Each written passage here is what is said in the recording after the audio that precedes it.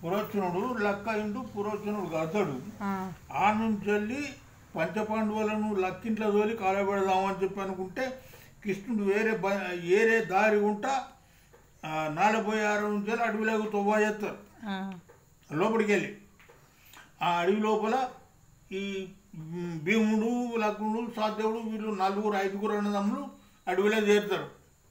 అడవిలో చేరినాక ఇక ఆడికి కథ వాళ్ళు చేరి అడవిలో చేరినాక అప్పుడు అక్కడ ఇలంబాసూరుడు అనేటోడు ఆ పట్టణాన ఆ అడవి లోపల రాజు ఇలంబాసూరుడు.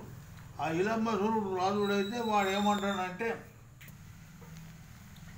ఇండు గట్టెదా పాండుపుత్రులకు ఇండు గట్టెదా పాండుపుత్రులకు ఇండు గట్టెదా ఒక్క ఇంటి అందు నేర్చిన లెక్క మౌరాల లోపల చెక్కినట్టు నూనె కుండలన్నీయో లెక్క పెట్టి ఎవరెరుంగకుండా ఇండు గట్టెదా పాండుపుత్రులకు ఇండు గట్టెదా.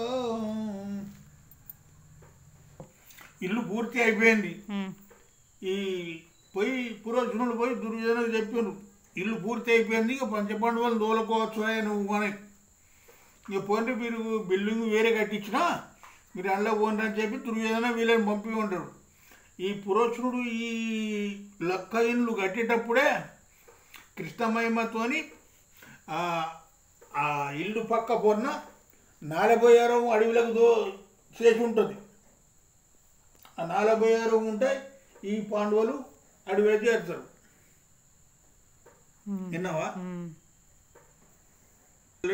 అది ఈ ఇలంబాసూరుడు దండి బలత్తుడు అన్నట్టు వాడు ఆ అడవిలో ఉంటాడు. అడవిలో తిరుగుతాడు. వాడు అంటాడు